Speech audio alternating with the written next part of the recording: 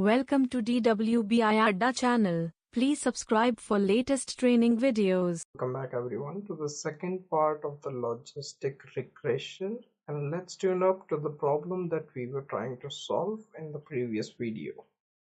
Now if you haven't watched the first part of the logistic regression, I do recommend to watch that video to have a continuation for the same. And in the previous video we were talking about the iris dataset and then finding the classification of the iris dataset for the same.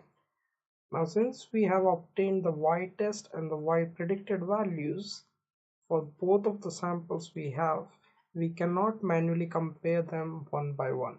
So what we do is that we use two major things. The main one is known as the confusion matrix, which gives you the idea of how many classifications is being done correctly and how many are done wrong. So we can call the confusion matrix from the subclass of matrices in Scikit Learn and then directly apply to the two values into the same, that is y test and y predict. Once that is done, we can look at the values of the correctly specified values for the same. Now as we can see, the middle diagonal value of the matrix gives us the correct predicted values, and the one that we are having here is the incorrected value that is predicted.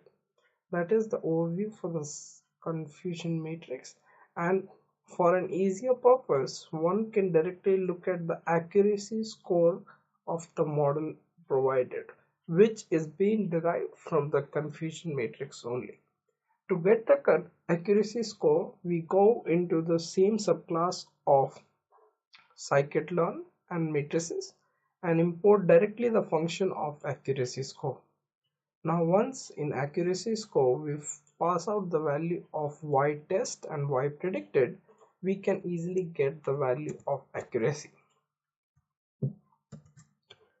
So once we run the value of accuracy, it gives us that it's been 96% accurate on the test data which has been given,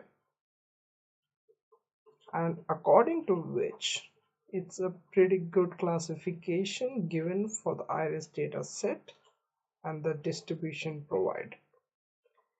Now the usual practical implementation is usually by the time your classification value is 96% or above that. So as we can consider, this is a very good classification provided from the logistic regression.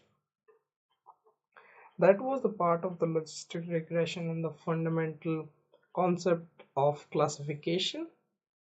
In the two videos we have seen what is classification and how do we deal with it, and the sigmoid function. So looking forward to see you in the next class.